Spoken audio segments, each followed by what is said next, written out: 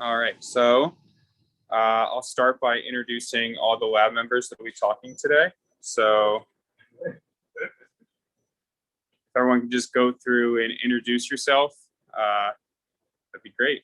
Hello guys, my name is Bo. Hi, I'm Yang Yang. I'm Clement, and we are postdoc in the lab. All right, and I'll hand it off to Clement or to Yang Yang. Yeah. Hi, and I'm Nathan. I'm a research assistant in the lab. So here in the Hui Lab, one of the main things we're studying is metabolic flux.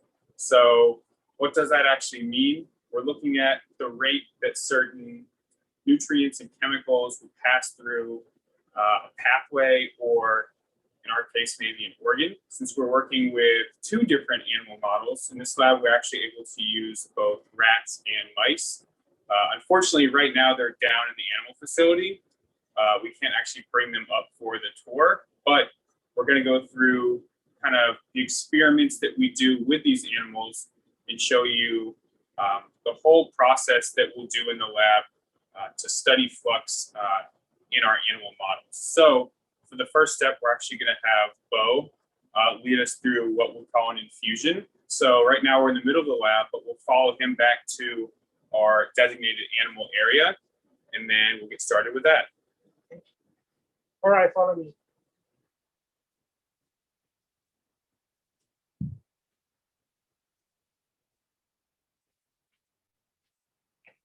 All right, guys, let's talk about infusion. To do infusion, we first need to do a surgery to the animal to put a thin capillary tube into the venous blood vessel, into which later we could infuse our chemicals. The chemicals we infuse are nutrients, like glucose and amino acids. But the glucose and amino acids we infuse are a little bit different from the normal glucose and amino acids that you normally see, as the infused ones are chemically tagged with a label. So after infusion of these labeled chemicals into the mouse, by studying the fate of these chemically labeled compounds, we could understand the chemical reactions that are constantly proceeding in the body of the mouse. Typically, 5 days after the surgery, the animal would be mostly recovered, and now the animal would be ready for infusion. So now let's take a look how the infusion device looks like. Here it is. It's a very simple device. This is a cage we put the mouse in. These are the beddings. This provides an environment that makes the mouse more comfortable and less stressed. So when your mouse is happy, you are happy. Next, we would connect this flexible tube with a capillary tube that we pre-installed in the mouse. So we have these two pieces connected so that we could infuse our chemicals into the body of the mouse. This tube is connected all the way down with this syringe, which holds the chemically labeled compound. And now, with a click of the start button, this pump is now providing a very slow but constant and steady delivery of the labeled compound into the body of the mouse. Now, guys, I want you to pay some special attention to this little piece, this swivel. This can go up and down, turn left and right very smoothly. As you have already seen, this tube is very elastic. So this provides a full flexibility to the mouse, allows the animal to move very freely and happily inside this cage with very little interference, even though the mouse is physically attached to this device. Typically, we would let this infusion last for a couple of hours, and then we would stop the pump and collect the tissue to study the fate of the labeled compounds. Or to be a little bit more specific, by studying how the labeled compounds are converted into something else, we could understand the chemical reactions that are happening in the body of the mouse from a molecular perspective, so that we could understand better the physiology, which will help us find solutions to treat diseases. All right. So thank you, Bo, for that detailed explanation of what we do with the infusion. If anyone has any questions about that whole setup, we'd love to take them now. And if not, Yang is actually going to lead us through kind of the next major step in our experiments that we usually do. All right. So for the next step, we'll follow Yang back across the lab, getting a look at some of the individual bays that our scientists work in every day along the way. And then over here at the front of the lab, I'll leave it to Yang to explain this part. Hi guys. Yeah, I will show you how to process the tissue after we take it out from the mice. Not only labeled metabolite infusion and or the detecting the labeled metabolite using the mass spec, but also sample processing is very, very important step to preserve the metabolic profile at the point of sampling, because the metabolic turnover rate is very fast. It means metabolic profile can be easily changed within a few seconds. So how can we preserve? The best and easiest way is freeze the tissue as fast as possible. Okay, I will show you how to do that. Okay. Yeah, actually, this is my food, but let's imagine this is mice tissue. Okay. After we take out this tissue from the mice, we immediately soak this tissue into the liquid nitrogen. After that, we transfer this tissue on the dry ice. Then we handle this tissue on the dry ice to keep this tissue frozen. Okay. Then next step is grinding the tissue. To extract the metabolites efficiently, we should grind the tissue. And then we want to make them tissue powder. Okay. I will show you how to do that. Okay. Take the frozen tissue and transfer to the small tube. Then just add the metal bead here. Okay. And close the lid. And shake this tube until this tissue becomes tissue powder. However, if we shake this tube under room temperature, the tissue will be melted. It means the metabolic profile will be changed. So to prevent this issue, we used this device. The name is cryomill. The cryomill is connected with liquid nitrogen tank for the cooling the sample and this device. Okay, I will show you how to use this device. Okay. At the first, install this tube into the holder. And okay, make that tight. And we assemble to this cryomill. Okay. Tight again. Okay, just close the cover and just click the start button. In the first 30 seconds, the cryomill pre-cools the sample and the inside. After 30 seconds, the cryomill will start to shake and grinding. Now, pre-cooling step and almost done. And now, it starts to grind the tissue for 30 seconds. very fast and very loud process. Now, because of noise, I want to stop it. Okay. Then, after we grind this tissue using the cryomill, we can get tissue powder. Okay. Can you see this powder? Like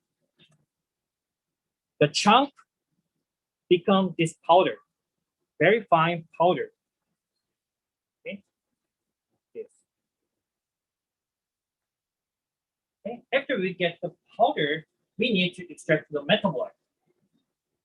Just we add some solvent to this tissue powder and mix well. Then we can get metabolite in this solution. Okay, sampling process is done. Let's measure the label the metabolite. All right. So thank you for that nice demo and explanation. We actually have a couple questions in the chat that we'd like to go over real quick before we move on to the next little section. So the first one was, how collaborative versus solo are our experiments usually?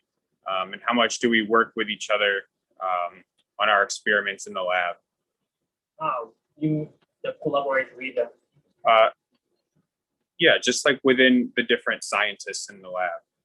Okay. Yeah, every scientist have the different expertise. So always we talk about the one of the topic, because nowadays every topic is very difficult to solve that question because it's very complicated. So many experts discuss about the one topic, and yeah, we solve this issue. All right. And then the one other question was, how many scientists are currently in the lab? I can go ahead and answer that real quick. So right now there's the 4 scientists that we introduced at the beginning, and then we're a growing lab, so we're relatively new, but we're growing. So we should be receiving a couple more additions this summer, and then who knows what the future holds. Hopefully more from that point. All right, great questions. If there's anything else, you can put it in the chat real quick or just yell out. And if not, then Clement's actually going to lead us down the hall out of our main lab area to, we have a separate room which holds a bunch of our more specialized machinery, which he's going to get into. All right, we can follow him down the hall. Okay, so let's go to the mass spectrum where we actually analyze our samples.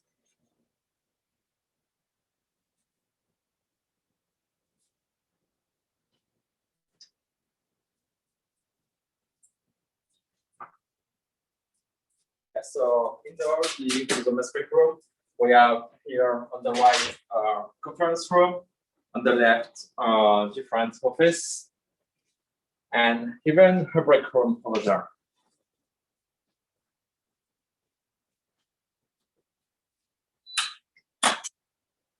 So now we are in the mass spec room. So as you can see, we have different models of mass spectrometers used by different labs here. And actually our mass spectrometer is this one over there. This one. So basically a mass spectrometer is a machine that helps us to detect and identify molecules in our samples. And this identification is based on the exact mass of the molecules. So previously, we're going to do that. We extract the samples with solvents, and then we put our extracted solvents inside this small vial here, and we put this vial so inside what we call an autosampler over there. Okay, so once the vial is inside the autosampler, a needle takes a really small amount of the liquid. This liquid goes through this small tube, and the first step here is that samples are going through what we call a chromatography column. This is the device here. So this first steps help us to separate each molecules that are present in our sample, because when the mass spectrometer is going to analyze the molecule, this analysis has to be done each molecule after each molecule. So again, the samples are going through the chromatographic current here. They go through those tubes, and then they are going inside the mass spectrometer. And then when the analysis is done, we can see the results on our computer. So basically, at the end of the analysis, we get a graphic which is called a chromatogram. So on the chromatogram, you can see you have different peaks, one here, or over there. And for each peaks, each molecule corresponds to one peak. And for example, if we look at this peak here, we can see that under this peak, we have a specific mass. This mass corresponds to glucose for this case. So meaning that our sample contains glucose. All right. Thank you for that explanation of the mass spec and the mass spec room. I can see we have a couple questions in the chat, but just because it's a little noisy in this room, I think we're going to walk back to the main lab, and then we can go over those. That way we're not yelling over the machines in this room the whole time. So.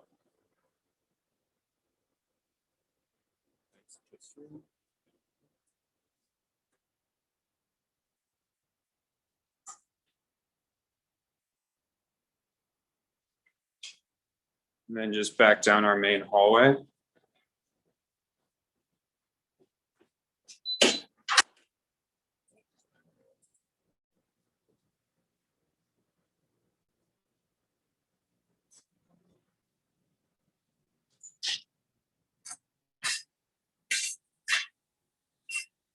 All right, so we have our group of scientists right here, and let me go to the chat and just see what we have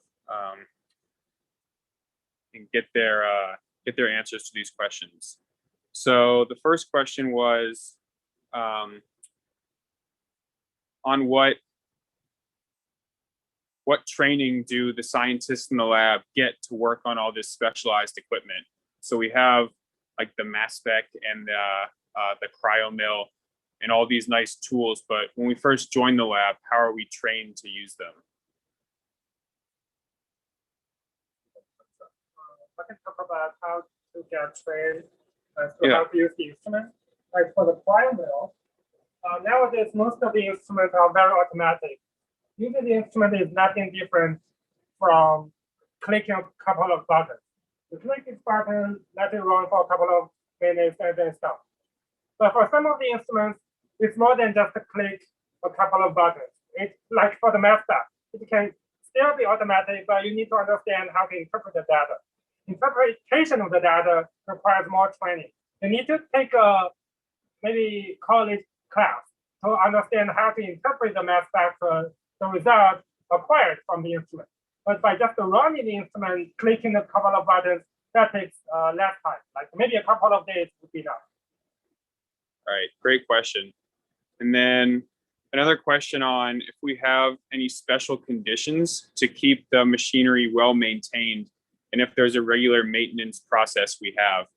And this one's actually really important. We talk about this a lot, is maintaining our mass spec and all the instruments in there. So if anyone wants to talk about that process. Yeah, so basically, we have to maintain the mass spectrometer on a regular basis, and we can check different factors. And one of them is the pressure inside the column I show you. Because if the pressure increase, your results can be consistent over time. So we have to check the machine on a regular basis. So. All right. And then one more question just about the overall mission of our lab and how what we show plays into that. So what we're hoping to get from these experiments, this is a kind of a broad question. So if multiple people want to maybe talk about this from a personal experience, but what the overall mission is for our lab. I can start first. So I think different, like we are working on different projects. Each project has a little bit different goal. Overall, the goal is to find a new solution to treat diseases. Specifically for our lab, to find a solution to treat cancer cachexia. Like in people with late cancer, people lose body weight, they have muscle loss, fat loss, they become very weak. So why this happens and how to prevent this from happening? To understand this and to prevent this from happening is the mission of our lab in the long term.